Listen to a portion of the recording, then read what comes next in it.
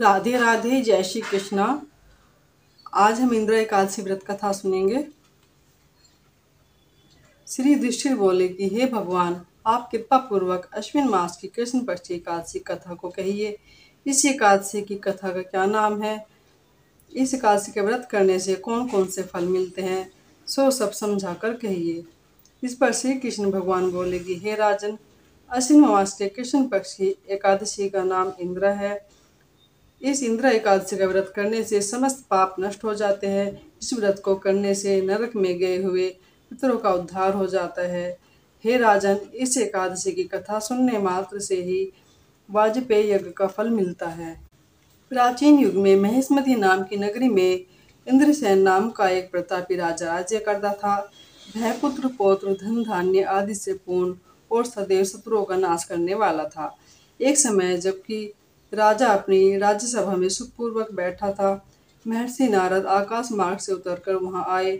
नारद जी को देखकर राजा आसन से उठा और अर्घ्य आदि से उनकी पूजा करके आसन दिया। महर्षि नारद बोले कि हे राजन, आपके राज्य में सब कुशल है। मैं आपकी धर्मपरायणता को देखकर अत्यंत प्रसन्न हूँ। तब राजा बोला, हे महर्षि, आपकी कृपा से मेरे राज्य में सब कुशल पूर्वक है तथा आपकी कृपा से मेरे समस्त यज्ञ कर्म आदि सफल हो गए हैं। हे देव, अब आपकी कथा क्या आज्ञा है? इस पर नारद जी बोले कि हे राजन, मुझे एक महान आश्चर्य हो रहा है कि एक समय जब मैं ब्रह्मलोक से यमलोक को गया था, उस समय यमराज की सभा के मध्य में तुम्हारे पिता को बैठे देखा। तुम्हारा पिता बहुत महान ज्ञानी, दानी तथा धर्मात्मा था। वह काशी के व्रत के बिगड़ जाने के कारण यमलोक को गया है। तुम्हारे पिता ने मुझसे तुम्हारे लिए एक समाचार भेजा है कि आप मेरे पुत्र के पास जाए। मेरे पुत्र का नाम इंद्रसेन है, जो कि महिष्मती नाम की नगरी में राज्य करता है।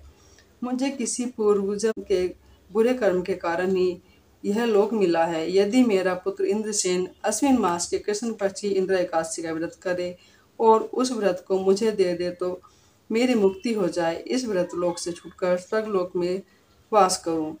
जब राजा ने नारद जी से अपने पिता के ऐसे दुखपूर्वक वाक्यों को सुना तो उसे महान दुख हुआ और इंद्र एकादशी के व्रत की विधि पूछने लगा कि हे नारद जी, अब आप मुझे इस एकादशी के व्रत की विधि बतलाइए।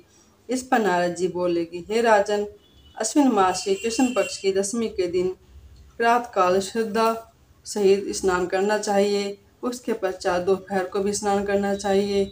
उस समय जल से निकलकर श्रद्धापूर्वक पितरों का श्राद्ध करे और उस दिन एक समय भोजन करे और रात्रि को पृथ्वी पर शयन करे। उसके दूसरे दिन अर्थात एकादशी के दिन प्रातःकाल दातून करे और स्नान करे। उसके पश्चात भक्तिपूर्वक व्रत को धारण करे और कहना चाहिए कि मैं आज निराहार रहूंगा और समस्त भोगों को त्याग लूंगा। उसके पश्चात कल भोजन करूंगा। हे भगवान, आप मेरी रक्षा करने वाले हैं, आप मेरे व्रत को निभाइए। इस प्रकार आचरण करने से दोपहर को शालिग्राम जी की मूर्ति को स्थापित करे और उत्तम ब्राह्मण को बुलाकर भोजन करावे और दक्षिणा दे। भोजन में से कुछ हिस्से गौ को दे और विष्णु भगवान की धूप दीप नैवेद्य आदि से पूजा करे और रात्रि को जागरण करे। इसके उपरांत द्वादशी के दिन मौन होकर बंधु बांधवों सहित भोजन करे। हे राजन, यह इंद्र एकादशी के व्रत की विधि है। हे राजन, यदि तुम आलस्य रहित होकर इस एकादशी के व्रत को करोगे तो तुम्हारे पिताजी अवश्य ही स्वर्ग को जाएंगे। महर्षि नारद राजा के सब उपदेश देकर अंतर्ध्यान हो गए। राजा ने इंद्र एकादशी के आने पर उसका विधि पूर्वक व्रत किया। बंधु बांधव सहित इस व्रत को करने से आकाश से पुष्पों की वर्षा हुई और राजा का पिता यमलोक से रथ पर चढ़कर स्वर्ग को गया। राजा इंद्रसेन भी इस एकादशी के व्रत के प्रभाव से लोक में सुख भोगकर अंत में स्वर्गलोक को गया। श्री कृष्ण भगवान बोले कि धर्मराज युधिष्ठिर, यह मैंने तुम्हारे सामने इंद्र एकादशी का महात्म्य वर्णन किया है। इस कथा को पढ़ने व सुनने मात्र से ही समस्त पाप नष्ट हो जाते हैं और अंत में स्वर्गलोक में जाकर वास करता है। बोलो विष्णु भगवान की जय।